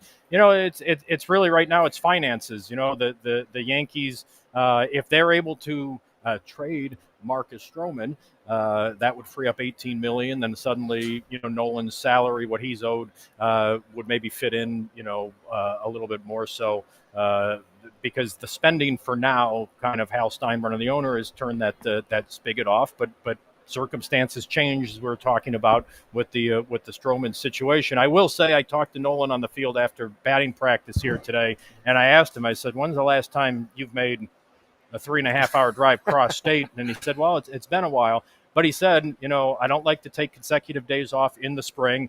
He didn't play in Dunedin yesterday, and so So that's it just happened to be a team that he would get. I'm just telling you what we're talking hypotheticals here. What happens if he goes out and punches out twice? He's out. He's out. What if he goes deep twice? Yankee fans are going to be clamoring. Of course, absolutely. Makes a couple of diving right. Stops. They're going to be. He's already written half the article. Oh yeah. I was in the middle of writing it actually when Mark texted me to come down here. So yeah, you got. Which one did you write though? Did you write 2 articles? Oh no, just one. Just one. That he has a great day and the Yankees need him. And if he doesn't have a good day, it's just spring training. Wow! So that's super weird easy. How that works. That's how the sausage gets made, sometimes, guys. Is that weird? Looking in the background, you're kind of a historian a little bit. Yes? No? It depends on. Okay. A lot of U.S. history, but I don't think that's what you're going to ask me. Baseball. Yeah. And the beard. Decent. Oh, the and beard. Yes. The song. 2 things that have come up in camp here. Mm-hmm. Do you think it's going to change the Yankee fan base in the sense of like more younger fans now are going to watch? Do you think it's going to, do you think both moves were necessary? The New York one, I'm not sure the origin of that one, and I really didn't care that much when that story broke, honestly. See, that to me is the bigger deal. That I didn't care that much? No, well, yes, we knew that. No, what I'm saying is so when you won as a visitor, the lady would sing. I don't know. Yeah, Liza Minnelli. Right. She would sing. Right. And when you lost, Sinatra would sing. No. It was the reverse. When they won, Sinatra. When they lost, Liza Minnelli's version. The Yankees. I'm talking about as a visitor. Oh, okay. So we always wanted the lady to sing. Lady so we'd sing, be like, let's yes. make the lady sing. Because when you come into Yankee Stadium. Yeah, when you come to Yankee Stadium, the lady. Yes. I didn't know it was Liza Minnelli. So it was always like, let's make the lady sing. Right. Because we don't want to hear it. Because if Sinatra's singing, that means they won. So to me, that's a big deal. The facial hair, I never played for the Yankees, so I didn't really care about that. Now, certain players do care about that, but I think it's great. They're finally letting people be themselves a little bit. Judge said something interesting the other day when he was asked about the change in the beard policy, and he was one of the current players that Hal Steinbrenner consulted with before ultimately announcing this decision last weekend. And one of the things Aaron said when he was asked about, because Hal in his reasoning said, I would really be upset if I found out a free agent didn't come here because of the beard policy. And Judge said, if that's the deciding factor for a player, whether or not they come to the New York Yankees or not, he's probably a guy that we wouldn't want, in this clubhouse. I'm paraphrasing somewhat, but that was the gist of what he said. It really, to the players, is not as big a deal as you might think. And if you look in that clubhouse, you don't see a bunch of beards. The guys who didn't have beards before don't have them now. Maybe you get a few extra days of growth, so you don't have the guys that shave every day. One of the guys that people thought would grow a beard the quickest, besides Devin Williams, who, we know that's just, he has always worn a beard since he's been an adult, and that's just, what he does. But people thought Austin Wells for sure, because he's got the big bushy mustache. He walked in the other day, clean shaven with still the bushy mustache. And so, Garrett Cole had about 3 days of growth the other day. Next day came in and he had a beard in Houston, and I think towards the end of his career in Pittsburgh before he was traded to Houston, he had just shaven clean too. So most guys kind of greeted the news with a shrug. They collectively overall feel that it was a good decision, because for some people where it really is a part of their persona, why not allow them to do that? But guys were certainly ready to move on after we were in there asking about it. Forget the announcement was made the day of their first spring training game, and after the game, nobody asked a word about the game. It was all about the beard policy, and guys were done with that. Here's the thing, and frankly, so was I. Plus, it's as a male, you just don't have to wake up and be like, gosh, I have to shave. Like, I'm going to give it one more day. Exactly. Like it doesn't seem like a much, but Like if you have to shave every day, it's just like, oh man, it's just 10 more I'd minutes. never shave every day. Just 10 more minutes out of your day. I don't grow a lot of beard, but it was like 3 or 4 days, and I wouldn't. Gene wouldn't send me an email or send an email to Booney to tell me. So I never got in trouble. But you never ran afoul of the policy when you were here. Never. No. I mean, but it was, and I was when I went into the Blue Jays clubhouse because they played the Blue Jays the next day. Vlad said he'd sign here because he can now grow a beard. That's breaking news here on FT. No, I didn't talk to Vlad, but I was talking to some of their pitchers about not having to face the Juan Soto Judge combination back to back, and then a couple of them I was just BSing with after I was done, and I mentioned the beard thing, and they're basically like, you know what, only in New York would that be a huge topic, and I said, did that come up at all in the clubhouse here? And they were sort of like, no, we were laughing at it, but it really was not something discussed anywhere other than New York. Perfect. Erik, thank you for spelling your name correctly, and also for coming on again. Right back at you. Yes, sir. Appreciate it. Good to see you again. You too. Thanks for joining us. FT will be right back with Slap Hands, I believe.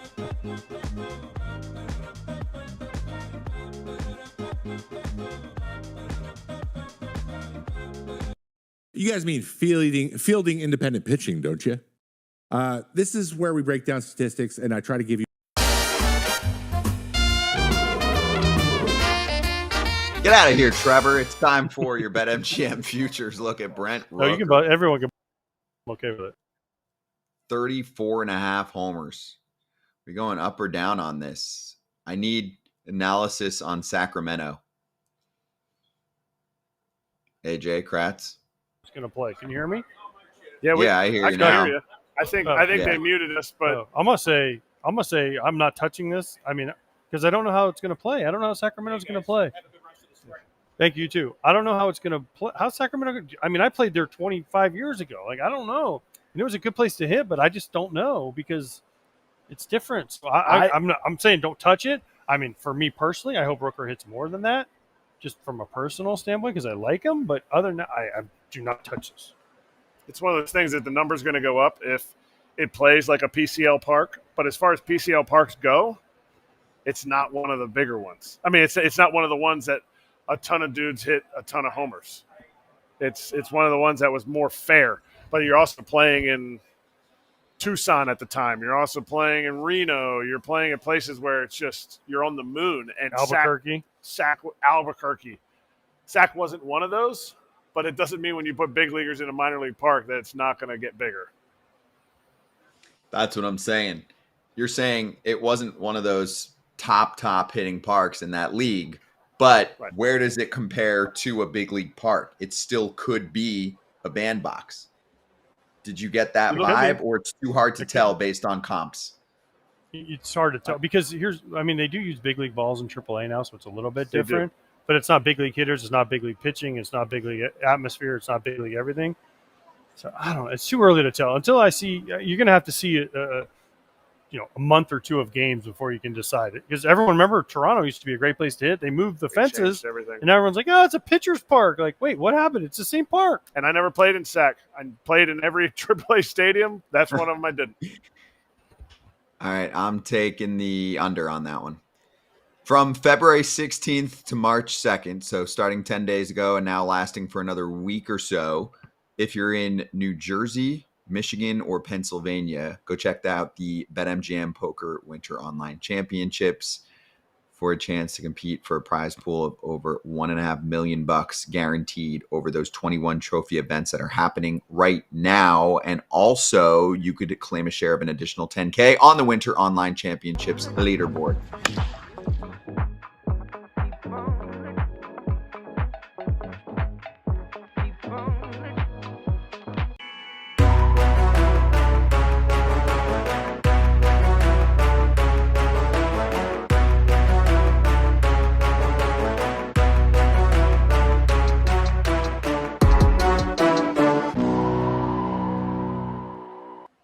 Let's slap. Do you know who's in Cubs camp? Who's just hanging around with the guys? Back with his David old Ross. fam? David Ross, that's a no. Too soon? Good answer, but Anthony no. Rizzo. What about Anthony Rizzo? No, not Anthony enough. Rizzo, too soon.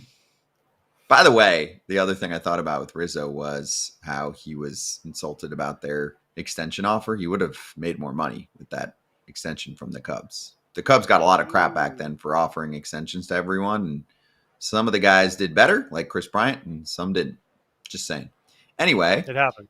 It happens to the best. The answer we were looking for is Sammy Sosa. Look at that. Hello, Sammy. Look at Holding Sammy. court. Look at Sammy. Look at That's hats. cool. That's, you know what? Good for Sammy. Welcome back. Listen, say what you want about Sammy, the way he left. I mean, he did leave, I think, his last game in the middle of the game, which is something I had never heard of before. And he didn't leave on the best terms. But welcome back, Sammy, because you can't tell the Cubs history without Sammy Sosa being a large chunk of it. I mean, from the home run chases to him running out. Remember when he ran out with the flag out the right field after 9/11? Like, how cool was that? I mean, listen, there's ups and downs in everyone's career. It's a shame the way it ended with him there, but Sammy is part of Cubs history, and he deserves to be around. Good for you, Cubs. Good for you, Ricketts family, and good for you, Sammy. Yes, big for Sammy, because I know there's feelings hurt on both sides, so good for them for coming together, because he is, if you think about storylines, people are going to bring up the no championships, 2016, Bartman, and Sammy Sosa as your top one, some of your top 5 stories. True. Agreed. Yeah, especially in the past, 30 years or so. Obviously, there's more history if you go further back. Arnie Banks and Ryan Sandberg, etc. Anyway, I want to spend the last few minutes talking about Andrew McCutchen talking about Mike Trout.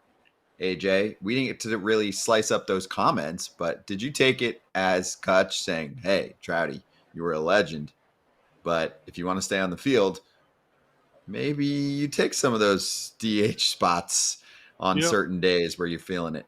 Yeah. You know what's funny is we talked with Aaron Boone about Cody Bellinger. I saw Cody earlier, and he was trying to get here, but he ran out of time, and I mentioned it, and he said, the difference in center field is, again, what we've talked about. You have to cover so much ground, and you're always in play. The ball can go either way. You have to back up your right and your left fielder. He says, right or left field, a batter hits it, it's going usually one way or the other. But in center, you have to cover both gaps. You have to cover kind of both lines. You're running all over the place. He's like, listen, I can play center field every day. I'm still young enough. I still really enjoy it. But he's like, good for Trout. You know what his biggest thing was that we both agreed with? We both want Mike Trout on the field just so we can see him. Whether it's DH, right field, first base, second base, wherever he's got to play to be on the field, it's good for the game. We need Mike Trout on the field, whatever it takes. And that's player on player fanboying. Yeah. Kutch wants to see Trout out there. Belly said he saw it on the show, right? Yeah. He said he saw Kutch's interview. So it's like players understand, and players guys kind of help, and they want to see certain players out there because they're freaking good and they're great for the game. Mm-hmm.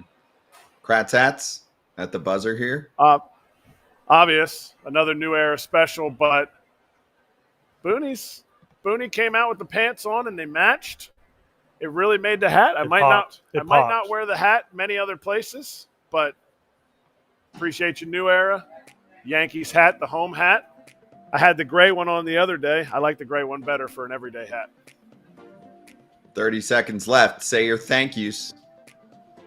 Thank you to the Yankees, the people that came out. Aaron Boone, Luke Weaver, obviously. Got to see a bunch of people. And I know Kratz is in Cardinals camp, but I got to see a bunch of the Cardinals too. So for me, it was like home week. They were sad I won't be able to see them tomorrow. Thank you for everybody who came out and talked to me before the show. More on the show maybe next time. But it was great to see a bunch of the dudes that I hadn't seen in a long time. Weaver was great. Booney is always great and gives us that exclusive content. Cardinals camp tomorrow, Mets camp on Friday.